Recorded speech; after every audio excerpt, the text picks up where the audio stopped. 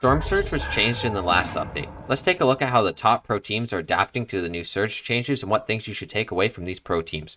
When this change was first announced, I thought that it might become the meta to contest at POI so that you can get early Surge, but after looking at the first Duo Cash Cup, it seems that I was very wrong with only one team in the top 8 of EU being contested, and Pinkett and Nos didn't fight this team at Jones's in the majority of their game. What many of these teams did do though was look for early engagements that usually started with a large beam onto a player. Teams that fought early found themselves way above the Surge thresholds, and while we're on that topic, let's talk about what the thresholds are for every Surge. For the first Surge, the 64 player Surge, you need around 400 damage to stay above. For the 4th zone Surge or the 54-man Surge, you need 700 damage. For the 50-50 Surge or the 44-player Surge, you need 900 damage, and for the first moving Surge, you need 1000 damage. Finally, on second moving, you need around 1200 damage to finish out the game. These damage values are found in the second round of the EU Duo Cash Cup, so if it's an earlier round, these damages will be likely lower, and if it's grand finals, the Surge numbers will be slightly higher. One thing to note is that with these new Surge changes, we oftentimes saw that the 40 and 30 Surges did not hit or barely hit, so the amount of damage you'll need in these lobbies will be somewhere around in the 900s.